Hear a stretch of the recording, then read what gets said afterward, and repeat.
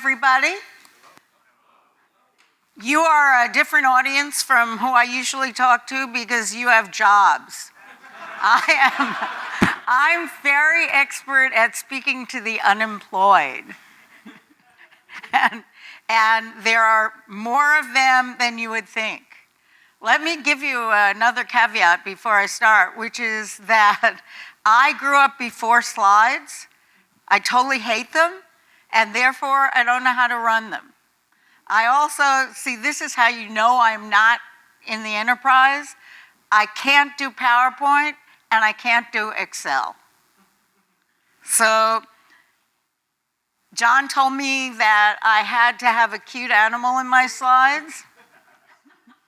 So I went through my extensive gallery of cute animals, and there's one that I found. It's a tortoise from a park in my neighborhood. Okay, but I thought if he could start a company, you could start a company. It's not that easy, even though we've had a lot of entrepreneurship bullshit over the last few years, you know, a lot of just go do it, and a lot of pivot, and a lot of fail fast, and all of that. The fact of the matter is it's kind of hard to be an entrepreneur, but people do it every day. And what's really been remarkable to me is that I've been all over the world, and I have seen people in every country do it. People in China, people in Brazil, people in Chile, people all over the world, not just in Silicon Valley, and not just in New York, and not just in the United States. If you go anywhere, you know, in these days, you will find that there's an entrepreneurship community. And the reason for that is that people have to survive. And sooner or later, they figure out that the best way they can survive is to either make something or find something or do something and sell it. And that's basically all it is. So now there are like libraries of books on entrepreneurship, and these are the sort of basic flow of how you do a company. You find a problem that you want to solve. It has to be a big problem, otherwise not just your problem. Otherwise, there's really no market for what you do. You've got to figure out a clever and preferably free way to get a minimum viable product out there. This is easy if you're baking cupcakes, and it's easy if you're making software. You know, it's not so easy if you're doing hardware, and it's even harder if you happen to be in an industry like automotive. But it's obvious that people do it. You have to talk to your customers because, as everyone has said, the user is empowered now and the customer is everything. You know, your product would mean nothing. The products of the companies you work for today mean nothing unless people really like them or at least can tolerate using them, you know. You then have to decide on the basis of talking to customers whether your business is going to work as a business, and the word pivot's pretty overused, but you pivot or not.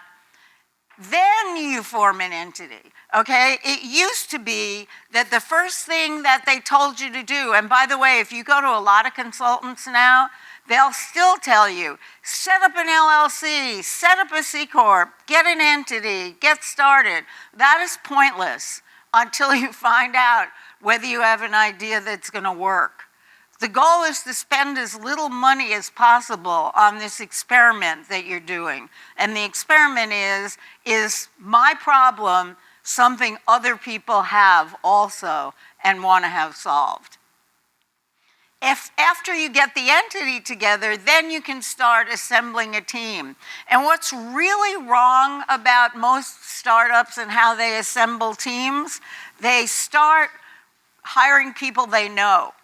This is probably completely wrong, because when you hire people you know, those people are going to have expectations. They're going to be real different from what happens in a startup. And if they come out of the enterprise and you've known them from there, they may not know how to deal without an admin. They may not know how to wake up in the morning without all the support that you guys have and give. Startups have none of that. It's every day in a coffee shop. And that is all until your money runs out. That is all you have, is what's in that coffee shop. Then you talk to an IT attorney about intellectual property protection. That's another real problem most startups have. They think too much about their intellectual property and getting it protected. It doesn't matter. It almost never matters, because even if you file patents and protect your intellectual property, you can't defend those patents anyway, because you don't have any money. And so all you've done when you file a patent is you've disclosed what you're doing. And you've given another person who's rummaging around in the USPTO database something to work on, and perhaps something to beat you to the market with. So forget that. The most important thing is the part that I flipped the slide before I said, which was that you have to make your customers pay. You can have all the people you want saying, gee, this is great, but if they're not paying for it, and they're not paying enough to support you, you don't have a business. You have a hobby. You also have to remember that cash is king, and that when you start to grow, if you start to grow, it doesn't matter how good you are if you run out of money. And growing makes people run out of money. That's why you're not supposed to grow too quickly. Okay, now these points I put at the front of the presentation because they are the most important points. I had them at the end, and then I realized that because I ramble, I probably wouldn't get to them, so I put them in the front. So here comes the talk as it was originally structured. You guys all think you have jobs, but you know how many recent reorgs there have been. You can see I just went through this daily job cuts site. Are you familiar with that? Okay, well, get familiar with it, because you may find out that you don't have a job from this site. It was pretty funny because I just went through it while I was preparing the presentation. And I was like, holy shit, there are more reorgs and layoffs than I even thought, because I thought the economy was pretty good right now. So even if you've been working at the same place for a while, that's not how the world is going to be. Another cute animal photo, that is Dog the Bruce, my smallest dog. Okay, you said I had to do it, so I did it. There's two more coming. Okay, there are a lot of threats to your job. One is, of course, the cloud, but if you're a cloud company, that's probably an opportunity, not a threat. There's other outside software vendors. There's SaaS. There's the decline and fall of whole companies. That happens pretty often. There's stupid management decisions. And then there's your own life. There's the moment when you wake up and say, I cannot do this 1 minute longer. That's how I quit being a college professor. I just woke up one day and I was like, I am so bored doing this that I don't understand how my students can even go to my classes. And I just left. I didn't have another job. I didn't know anything about entrepreneurship. I just knew that I couldn't do that anymore. Okay, so you have probably read all this stuff about entrepreneurs, and you think entrepreneurs are big risk takers. And you, of course, are in a job, and maybe you don't think of yourself as such a risk taker. I realize that you've been divided into categories by all the previous speakers, but one thing people with jobs probably are not is huge risk takers. Those are the people that I see every day. These are the unemployed. And the unemployed have to be big risk takers. So an entrepreneur is actually a risk minimizer, because the goal of entrepreneurship, and I'm going to sort of wind back to the idea that you can do this if you're not a risk taker, because a real entrepreneur that's successful minimizes the risks, figures out as many of them as he possibly can, thinks forward rather than back, thinks about solving problems, thinks about learning new things, and also thinks about being an engaged member of a team. So the only thing that you might not have thought about in your current position is how to make money by solving a problem. And this is where I find most of the entrepreneurs I coach run into difficulty. They don't understand how to make money. They understand how to solve the problem, but they don't understand the make money part. So you probably will need someone else on your team to help you with that. If you don't want to leave your company yet, you can start this process inside your company. You can figure out something that's wrong with the company. And actually, I'm sure you already know. And you probably, if you're lucky, you can solve this problem. And you're even bigger lucky if you can solve it immediately and it's very large. So then what you need to do is start to solve it. As in, don't wait for someone to tell you it's okay. Don't wait for someone to give you the budget. Don't ask for permission. And see whether your solution works inside the company. Okay, you probably have always hated people who do this. You don't like it that, people from outside propose solutions to problems. You think you could build it, but you didn't. So you need to disrupt yourself. And that's hard to do when you have a job, because you get comfy, You're here at a conference all day. You don't really think people who work at startups spend days at conferences, do you? They don't have 5 minutes to take a shower sometimes. And if they do have the time, then they really don't have the money. But you might be in the best possible position to do something inside your company. And actually, you probably have to.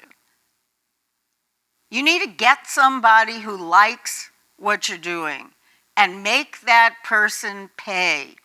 I keep saying pay because I've spent my whole life focused on survival in the sense of economic survival. There are only 2 times in my life when I actually had a paycheck. One of them was when I was teaching before I started my companies, and the other one was the hideous, horrendous, misfit year I spent at Intel after they acquired one of my companies, and I realized what it is like to be on you guys' side of the fence and be in the enterprise. I was like, oh my God.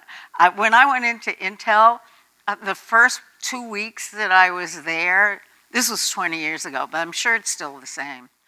I couldn't find my way to my office because it was a cubicle, like everyone else's cubicles, in a building that looked like 5 other buildings. And so because I had always been a creative person and a person who valued individuality, I was stunned. I didn't get used to it either, just so you know. I left. If you can't make someone pay for your product, you might examine whether you have a product anyone actually wants. And you'd be surprised how often, this is Sammy, the service dog.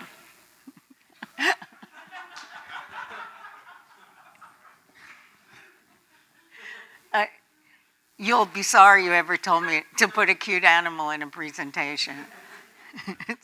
Okay, if it doesn't work and you can't get people to pay, there's only so much time that you should spend waiting for it to catch on. If it doesn't get traction, it's probably not going to get traction because it doesn't solve a problem that anyone really has. And I don't have time to get into nice but not necessary and the vitamin versus aspirin dichotomy, but there is a dichotomy. The products that work and the companies that go viral and that scale solve problems that really hurt. They're like aspirins, they kill pain. The products that don't make it are ones that are like vitamins. They try to prevent something that nobody yet knows they're going to have a problem with, or something that if you had all the money in the world, might want, but if you don't. Like, Google Glass was like one of those. It was nice, I loved it, but it wasn't necessary. Apple Watch, nice but not necessary. These products are best done by companies who have very deep pockets and can afford to have a few products that don't catch on. If you're an entrepreneur, you can't do that. You have to fail fast and quit. All right. And if you really can't find a way to engage with the company that you're at, you should probably take all these points that I've just given you and put them to work, because if you know how to be an entrepreneur, even if you never want to be one, you won't starve. If you know that there's a pain somewhere and you can't solve it within the company, you can do it on the side. And then, all right, there you are. I've run to the end of my knowledge of PowerPoint. I told you. I wasn't kidding. I'm totally serious. Wait. All right, there you are. The part about financing is easy. Don't do it. Don't get financing. Don't take anyone else's money. It seems like it would be wonderful, but it really isn't. It's an enormous responsibility, and most of the time it drives you in directions you weren't going to go in. So if you want to start a company on the side, keep your day job, do it on your own time. And if you want to quit and start a company, make sure you have some savings. Okay, so that's kind of the end of it. This is Buppy the puppy. That's me. And do we have time for questions? We actually do. We could take a one or two if anybody had some. Anybody have a question? You didn't care?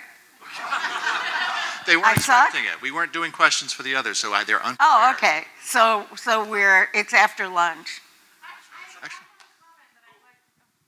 That I would love to get your take on. Okay. When I knew that you were speaking, I made the comment at dinner a couple nights ago that in order to be successful in an enterprise, you kind of have to be entrepreneurial. To manage your career well, you kind of have to have an entrepreneurial. You have to manage your brand well within the company. That's kind of different and kind of the same. There's some overlap for sure. You do have to be entrepreneurial within the company, but in my limited experience with enterprise companies, if you're too entrepreneurial, they roll their eyes and kick you out. Or let's put it this way, they don't kick out people anymore, they counsel them out. So would you say that they should be strategically entrepreneurial? I think you have to be more than strategically entrepreneurial. I think you have to decide whether you're willing to stand for your principles on whatever needs to be fixed, and willing to go out and fix it by yourself in another company if the company that you think needs to be fixed doesn't share your view. It's like that. Somebody else had one comment back there. Yeah. You're talking to a lot of perfectionists in the technology world, whether online or in this room. So when you say nice to have versus somebody would actually pay for it, if I was independently wealthy, I'd probably go produce a bunch of things that people don't need. It would just be fun and interesting. So where do you find that line between, having a hobby that is maybe perfectionism and maybe productive in some sense and part of this community experience versus something that you're strategically placing as something that's going to build your career and you're really looking for that pain point that will make you money? Well, in a way that's random because it's not in your hands. The way that you find out if the problem is big enough is if when you put it out there, people start saying, oh my God, I need one of those. Which is why, by the way, crowdfunding has caught on so much. Many people who crowdfund their companies don't actually need the money today. They do it for the market research. They do it to find out if indeed this product is necessary or nice. Because if it's necessary, Joe Average guy who's, walking around on Kickstarter or surfing Indiegogo on Sunday afternoon will put down $50 or $100 or whatever to be part of this new product, which they also see has the problem. So it's not, I can't say to you, oh, this is a hobby and this is not. The only one who can say that to you is the actual people who let you know that they need it. And that, of course, is the conundrum about being an entrepreneur. That is the hard part. You don't know when you start, which is why I don't say to people, quit and become an entrepreneur. What I say to people like you is don't quit your day job. Put something up there, put up an MVP, put up something on Indiegogo or Kickstarter, and see if somebody wants it, because that's the true test of whether you will have a business and not a hobby. And by the way, that is the difference between a business and a hobby. A hobby is something that people think is fun and you think is fun, and a business is something that you can support yourself on. And believe me, I know people who have been, in quotes, in business for years. And I look at them and I realize that even though they might be cash flowing, money comes in, money goes out every month, they don't have a business. They have a hobby. Because at the end of the day, they don't keep anything. The whole goal of this thing is to keep something at the end of the day. Okay, I realize I would have done better if I hadn't made slides. I wasted a lot of time. No, it was lovely. For which I really apologize. They were lovely slides. They were perfect. Thank you very much, Francine. Perfect slides.